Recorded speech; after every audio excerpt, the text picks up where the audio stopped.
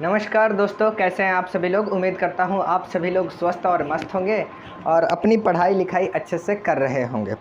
तो जैसा कि आपको पता है कि हमारा संकट मोचन सीरीज चल रहा है, ठीक है। और इसमें हमने अपना एपिसोड नंबर 1 तो देख ही लिया है। उसमें हमने प्रकाश के प्रवर्तन के नियम जाने हैं और एक हमने वीवीआई करके वीडियो आपको दिया था जिसमें मैंने बताया था कि किरण आरेख जो भी होता है उसके बनाने के लिए कुछ नियम होते हैं। 4 गो नियम आपको उसमें बताया था। आशा करता हूँ कि आपने उसका नोट्स वगैरह सब देख लिया होगा और अपने कॉपी में उसका प्रैक्टिस भी कर लिया होगा कि कौन सा किरण आरेख कहाँ से जाएगी तो कैसे बनेगा, मतलब परिवर्तन करके कैसे बनाएगी। इसको मैंने एक वीडियो में बता दिया है। तो आशा करता हूँ आपने उसको देखा होगा अच्छे से और प्रैक्टिस भी किया होगा। आज आप सभी का स्वागत है एपिसोड नंबर 2 में संकट मोचन सीरीज के, ठीक है। और इसमें हम लोग जानने वाले हैं आपके अवतल दर्पण में बना प्रतिबिंब के बारे में और उस प्रतिबिंब में इस दर्पण में जो प्रतिबिंब बनते हैं इनकी क्या क्या विशेषताएं हैं, इन सभी चीज़ों के ही बारे में बेसिकली आज हम लोग डिस्कस करने वाले हैं। तो बड़ा मज़ा आएगा, आप लोग शुरू से लेकर के लास्ट तक बने रहिएगा। और यह मतलब जो है अवतल दर्पण में बना प्रतिबिंब, इसकी विशेषताएँ आपके एग्जाम में पूछता है, ठीक है। तो आपके बोर्ड एग्जामिनेशन के लिए तो यह इम्पोर्टेंट है ही, इसलिए वीडियो को लास्ट तक देखिएगा। और जो भी यहाँ पे मैं मतलब आरेख बनाऊंगा उन सबको आप अपने कॉपी में 2-4 बार प्रैक्टिस कर लीजिएगा। उससे क्या होगा, प्रैक्टिस जितना करे रहिएगा वो अपना आपको क्या दिमाग में ध्यान में रहेगा। ऐसा नहीं है कि ये कुछ लिखने वाला चीज़ है कि रट लीजिएगा, यह है आरेख है। तो आरेख को जितना प्रैक्टिस कीजिएगा उतना वो याद रहेगा, ठीक है। तो चलिए स्टार्ट करते हैं। आज देखिए हम लोग अवतल दर्पण में बना प्रतिबिंब और उसकी विशेषताओं के बारे में जानेंगे, ठीक है। तो पहले आइए हम लोग जानते हैं कि अवतल दर्पण में कितने प्रकार से प्रतिबिंब बन सकते हैं, ठीक है। तो देखिए आपका एक अवतल दर्पण का संरचना कैसे होता है, थोड़ा सा यहाँ पे ध्यान दीजिए। कोई भी हम लोगों ने ये क्या कर लिया, एक दर्पण ले लिया और इधर से हमने कलई कर दिया, यानी इधर से इसको हमने पेंट कर दिया, ठीक है। तो यह कौन सा हमारा दर्पण बन गया, यह दर्पण हमारा बन गया अवतल दर्पण। बताइएगा क्या नाम है इसका, अवतल दर्पण, ठीक है। इसका नाम क्या हो गया, अवतल दर्पण। अब इसमें प्रतिबिंब का निर्माण मतलब कितने अनेक प्रकार से प्रतिबिंब बनता है, कहाँ कहाँ वस्तु को रखने पर प्रतिबिंब बनता है, उसको हम लोग इसमें मतलब जानने वाले हैं। तो बेसिकली इसमें 6 प्रकार के प्रतिबिंब इंपॉर्टेंट है, उन्हीं के बारे में हम लोग डिस्कस करेंगे। और कहाँ कहाँ से वो इम्पोर्टेंट है आइए हम आपको यहाँ पे बताते हैं। देखिए यह आपका हो गया एक अवतल दर्पण। यहाँ पे हमने इसका एक मुख्य अक्ष खींच दिया। कोई भी दर्पण होता है तो आपको मालूम है कि एक मुख्य अक्ष होता है और जहाँ से वह मुख्य अक्ष इसमें शुरू होता है दर्पण में, मतलब उसको हम लोग कहते हैं प्रकाशीय ध्रुव। और प्रकाशीय ध्रुव को हम लोग किससे सूचित करते हैं, पी से सूचित करते हैं। ये सब तो आपको पता है, बेसिक सी चीज़ें हैं। और इधर आइएगा तो एक और इसका दर्पण का बिंदु होता है जिसे हम लोग क्या कहते हैं, फोकस बिंदु कहते हैं, ठीक है। फोकस बिंदु को हम लोग किससे, एफ से सूचित करते हैं, ठीक है। और उसके और थोड़ा सा आगे जाइएगा तो दर्पण का होता है वक्रता केंद्र, ठीक है, तो जिसको हम लोग सी से सूचित करते हैं। तो यही एक दर्पण होता है जिसमें मेनली 3 चीज़ें होती हैं, एक प्रकाशीय ध्रुव, फोकस बिंदु और वक्रता केंद्र, ठीक। अब हम इसी में जानेंगे कि कहाँ कहाँ से हमें प्रतिबिंब का निर्माण करना है। एक पहला हम लोग जानेंगे कि यदि किसी वस्तु को हम लोग कहाँ, इस प्रकाशीय ध्रुव और इस फोकस के बीच में रख देते हैं, यानी यहाँ पे किसी हम लोग वस्तु को मान लीजिए रख दिए इस तरह से, तो इसका प्रतिबिंब कैसे बनेगा और उसकी विशेषताएँ क्या होगी, इसके बारे में हमें जानना है। और एक और हमें जानना है, 1 नंबर तो पहले हमें जानना है कि फोकस और इसके बीच में यानी प्रकाशीय ध्रुव के बीच में रहेगा तो उसकी विशेषता। दूसरा हमें जानना है कि यदि हम लोग वस्तु को यहाँ पे रख दें, फोकस के ऊपर रख दें तो क्या होगा, ठीक है। तो दूसरा प्रतिबिंब हम लोग ये जानेंगे। तीसरा जानेंगे कि फोकस और वक्रता केंद्र के बीच में यानी सी और एफ के बीच में रखेंगे तो कैसे बनेगा, ठीक। और चौथा जानना है कि अगर वक्रता केंद्र पर ही रख दें तो क्या होगा, चौथा। और 5वां जानेंगे कि वक्रता केंद्र और इसके इधर चले जाइए तो ये सब अनंत होता है। क्या होता है, अनंत। वक्रता केंद्र के उधर सब क्या होता है, अनंत होता है। तो यदि किसी वस्तु को हम लोग वक्रता केंद्र और अनंत के बीच में रख दें तो उसका प्रतिबिंब कैसे बनेगा और उसकी विशेषता क्या होगी, इसके बारे में जानना है। और एक लास्ट वाला हम लोग क्या जानेंगे, छठा नंबर जानेंगे कि यदि किसी वस्तु को हम लोग रख देते हैं कहाँ पे, अनंत पर, ठीक है, और अनंत से उस वस्तु को लेकर के आए, 6 नंबर, अनंत से किसी वस्तु को मतलब किसी वस्तु को अनंत पर रख दें तो उसका प्रतिबिंब कैसे बनेगा और उसकी विशेषताएं क्या होंगी, इन सब को जानेंगे। तो अवतल दर्पण में आपको कितने प्रतिबिंब पढ़ना है, 6 गो प्रतिबिंब पढ़ना है, 6 गो, ठीक है। और इन सबकी विशेषताएं पढ़ना है। तो चलिए एक एक करके हम लोग सबके बारे में जानते हैं और आप लोग इत्मीनान से कॉपी कलम ले करके पूरा वीडियो ध्यान से देखिए, ठीक है, सब समझ में आएगा। इस सेशन में हम लोग अब देखते हैं अपना पहला कि जब किसी वस्तु को हम लोग कहाँ पर फोकस और वक्रता केंद्र फोकस और ध्रुव के बीच में रखते हैं, कहाँ पर रखते हैं, आपका यहाँ पर देखिए फोकस यानी एफ और ये जो आपका प्रकाशीय ध्रुव है जिसे हम लोग P कहते हैं, इन दोनों के बीच में रखेंगे तो वस्तु का प्रतिबिंब कैसे बनेगा, चलिए इसको जानते हैं। तो यहाँ पे हम लोगों ने कौन सा दर्पण ले लिया, इस दर्पण का क्या नाम है बताइए तो थोड़ा। इस दर्पण का नाम है आपका अवतल दर्पण, ठीक। अवतल दर्पण ले लिया, इसका हमने यहाँ से क्या खींच लिया, मुख्य अक्ष खींच लिया, ठीक है। मुख्य अक्ष यहाँ से खींच लिया, आशा करता हूँ आपको दिखाई दे रहा होगा साफ साफ। और यहाँ पे इसका क्या है, P है यानी प्रकाशीय ध्रुव, और यहाँ पे इसका क्या है, यहाँ पे इसका फोकस है। इधर अब इसका वक्रता केंद्र है, तो वक्रता केंद्र से हमें कोई मतलब ही नहीं है अभी, क्योंकि हमें कहाँ रखना है, फोकस और प्रकाशीय ध्रुव के बीच में रखना है। तो यहाँ पे आपका प्रकाशीय ध्रुव है और यहाँ पे फोकस है, दोनों के बीच में हमने एक वस्तु यहाँ पे रख दिया, ठीक है। और इस वस्तु का नाम भी कुछ रख दिया जाए, चलिए इसका नाम है A और B। इस वस्तु का क्या नाम है, A और B नाम है। अब इसका प्रतिबिंब कैसे बनेगा, तो देखिए किरण आरेख जब आपको मैंने बताया था तो उसके 4 नियम बताए थे। तो 4 नियम का ही हम लोग इसमें से 2 नियम का हम लोग पालन करेंगे हर प्रतिबिंब को बनाने में, और सारा प्रतिबिंब बनेगा। देखिए यहाँ पे वस्तु है, तो यहाँ से कोई भी प्रकाश का किरण जब आएगा, इसके यहाँ से वस्तु पर से जब कोई प्रकाश की किरण आएगा तो दर्पण से टकराएगा, और दर्पण से टकराने के बाद कहाँ से होकर के जाएगा, तो आपको बताया हूँ कि कोई भी प्रकाश की किरण जब मुख्य अक्ष के समांतर होता है यानी इसके बराबर में आता है, तो वह दर्पण से परावर्तन के बाद फोकस से होकर के जाता है। तो यह भी प्रकाश की किरण देखिए इस मुख्य अक्ष है, इसके समांतर आ रहा है, तो दर्पण से जब टकराएगा तो कहाँ से जाएगा, इस फोकस से होकर के जाएगा।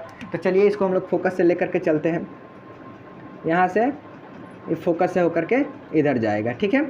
यहाँ से प्रकाश की किरण आया, दर्पण से परिवर्तन के बाद क्या हुआ, फोकस से होकर के गया।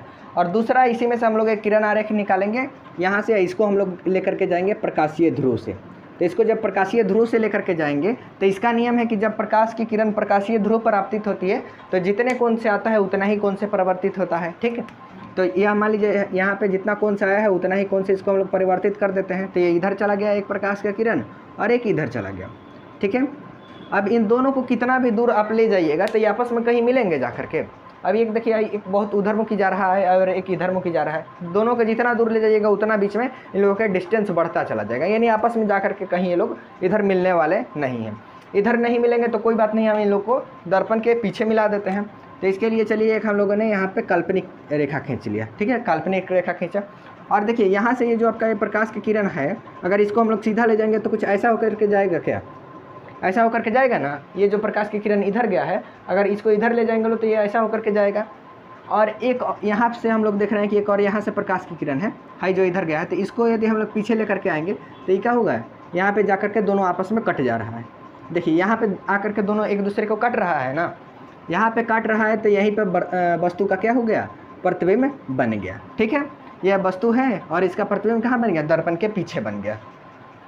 अब चलिए दर्पण का हमने वस्तु का प्रतिबिंब तो बना लिया, अब इसकी विशेषताएं क्या है इसको आइए जानते हैं।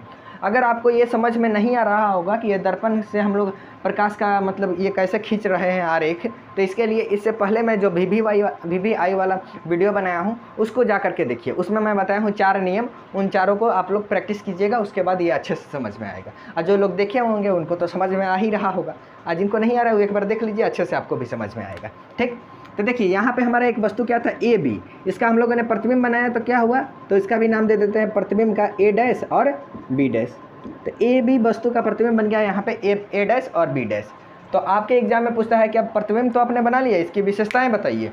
तो इसकी विशेषताएं आइए हम लोग जानते हैं। कहाँ लिख दूँ, यहाँ पे विशेषताएं आपको कहाँ दिखाई देगा, हाँ चलिए यहाँ पे लिख दे रहा हूँ, इसकी विशेषताएं।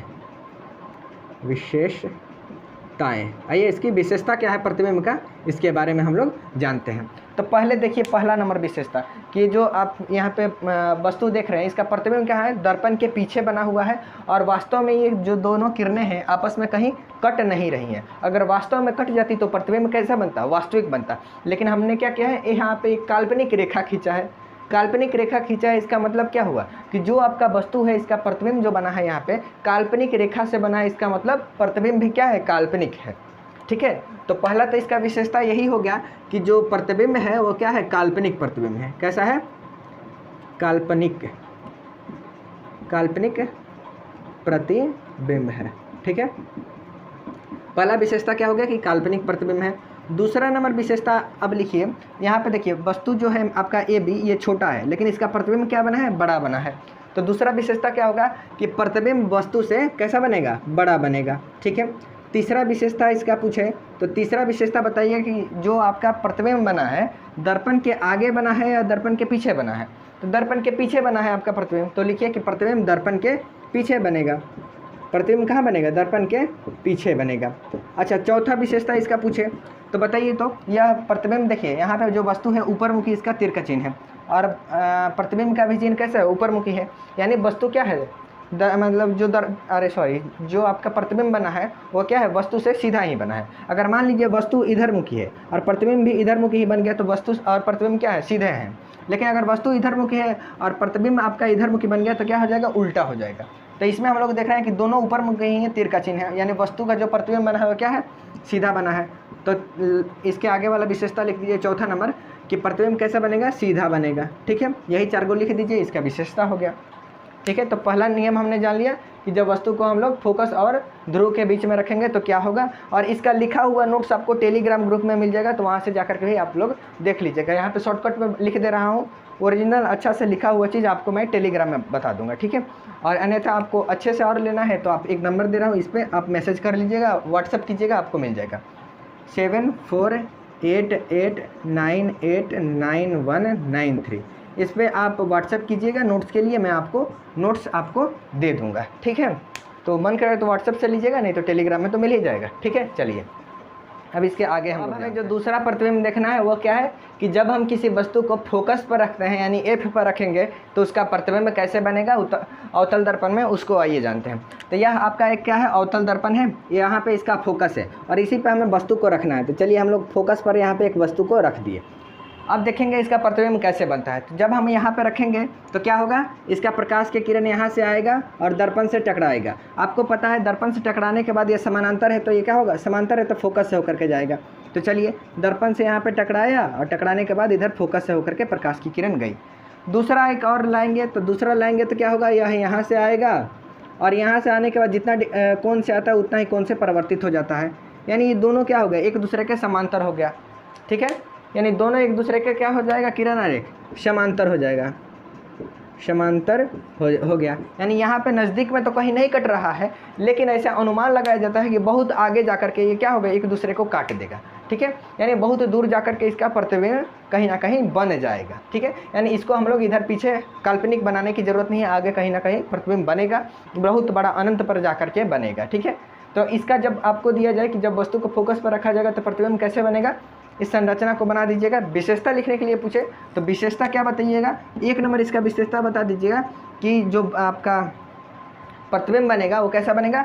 वास्तविक प्रतिबिंब बनेगा। कैसे कि काल्पनिक रेखा नहीं खींच रहे हैं लोग, वास्तव में आगे जाकर के कहीं ना कहीं वो कटेगा, कहीं ना कहीं कटेगा। इसका मतलब क्या है? वास्तव में कटेगा, इसका मतलब प्रतिबिंब जो बनेगा वास्तविक बनेगा।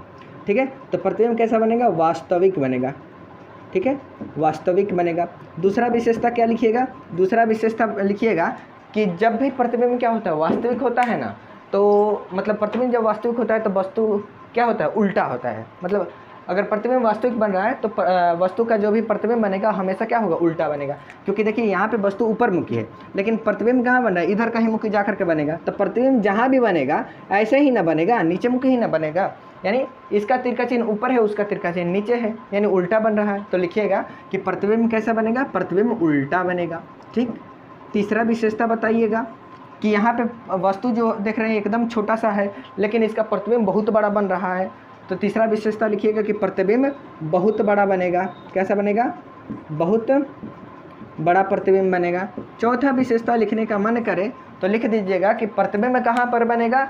तो वक्रता केंद्र और अनंत के बीच में कहीं बनेगा, या फिर डायरेक्ट लिख दीजिए कि अनंत पर बनेगा। ठीक है, अनंत पर बनेगा या फिर वक्रता सी और वक्रता केंद्र के बीच में बनेगा। ठीक है, तो इसका नियम यहीं पे ख़त्म हो गया। अब चलिए हम लोग तीसरा नंबर जानते हैं। तीसरा, ये हमने दूसरा जान लिया, अब तीसरा जानेंगे। तीसरा कहाँ पर रखेंगे वस्तु को? तीसरा हम लोग रखेंगे यहाँ पे, इस फोकस और वक्रता केंद्र के बीच में रखेंगे, और तब जानेंगे प्रतिबिंब कैसे बनेगा। चलिए